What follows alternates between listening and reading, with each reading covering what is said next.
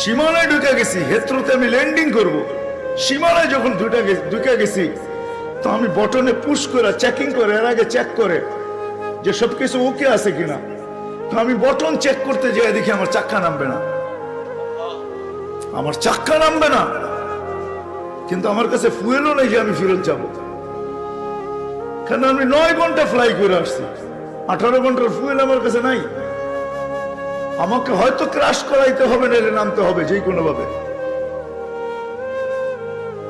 বলে আমি হেথ্রো টাওয়ারের সাথে যোগাযোগ করছি যে আমার এই অবস্থা, কি করবে করো, আমার কাছে ফুয়েল নেই, আমাকে হয়তো ক্রাশ হইতে হবে, নাহলে কোনো ব্যবস্থা হইতে হবে যে আমি ল্যান্ডিং করতে পারি, ল্যান্ড করতে পারি।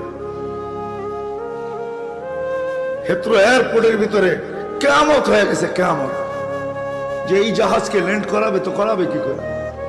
তারপরও একটা সিস্টেম থাকে, ঠিক না? কিন্তু বলে ওই সময় যখন আমি ল্যান্ড করতেছি প্রসেসিং এর মাধ্যমে, তখন আমার হঠাৎ মনে উঠছে আমি না মুসলমান।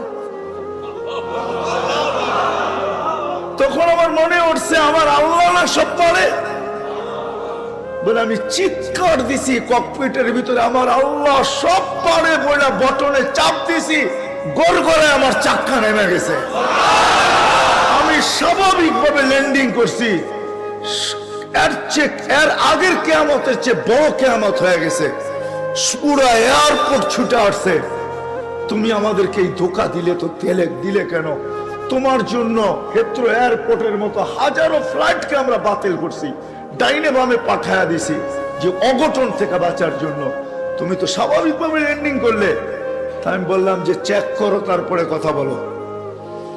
তো ওরা যখন চেক করছে, চেক করার পরে দেখছে এই চাক্কা নামলো, তো নামলো কইরা, তোর সব সিস্টেম তো ফেল, এটা কি করে নামলো? বলে আমি দ্বিতীয়বার দরজার ভিতরে দাঁড়ায় চিৎকার দিছি আমার রব সব পারে। তখন আমি এয়ারলাইন্সের মালিককে, এয়ারলাইন্স চালাদেরকে চাবি বুঝাইয়া দিছি, লও তোমাদের চাবি, 4 মাস পরে চাবি আমি হাতে নিব, যদি দেও, এর আগে নিব না। আমি এইখান থেকে চললাম, কেন আমি মালিককে কাছের থেকে দেখা গেছি। সত্য এটাই, সত্য এটাই, আমি আপনাদেরকে এই সন্ধানে দিতেছি, সত্য এটাই। এই জন্য আমিও দেখা বলতেছি যে এই দেশের মাটির সাথে, মানুষের সাথে আল্লাহর ভালোবাসা আছে।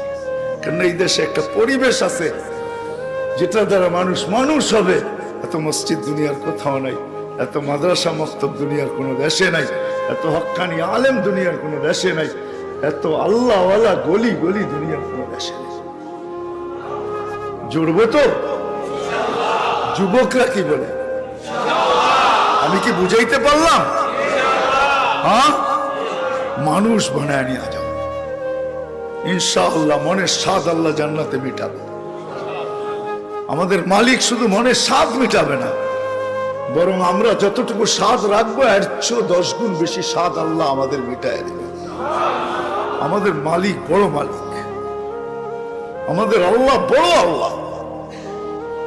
হ্যাঁ, আমাদের মালিক বহুত বড়, বহুত বড়, যেটার বর্ণনা দিয়ে শেষ করা যাবে না। কত বড় আমাদের মালিক, সব রাখা আছে।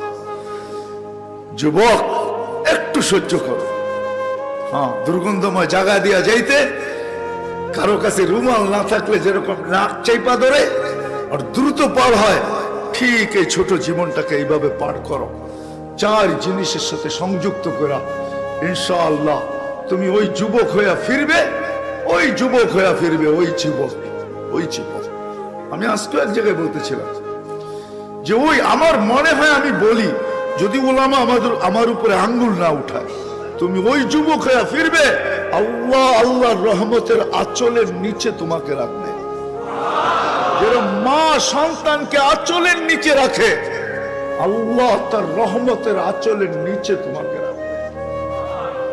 ওই যুবক হইয়া ফিরবে। করবো তো? পাক্কা? সবাই কি করব? মসজিদে সময় দিব, দিনী মাদারেসের সাথে নিজের সম্পর্ক জুড়ব, হক্কানি আলেমদের সাথে সম্পর্ক জুড়ব, হক্কানি আল্লাহ ওয়ালাদের সাথে নিজেদের সম্পর্ক কি জুড়ব, নিজেদেরকে বাঁধবো চার জায়গার সাথে বাইদা রাখবো। যত বেশি দিতে পারি তত উপকৃত হব, তত তাড়াতাড়ি হবে। কিছু মেশিন আছে, কিছু সিস্টেম আছে, হ্যাঁ কিছু সিস্টেম আছে তাড়াতাড়ি হয়, কিছু সিস্টেম আছে স্লোলি হয়, ঠিক না? আস্তে আস্তে হয়, সময় লাগে। আবার কিছু আছে কি খুব দ্রুত হয়। ইনশাআল্লাহ যত বেশি সময় দিব তত বেশি আল্লাহ আমাকে মানুষের মতো, মানুষ তত দ্রুত গতিতে বানাবে। আল্লাহ আমাদের সবাইকে আমল করার তৌফিক দান করেন। ওমা আলাইনা ইল্লাল বালাগ।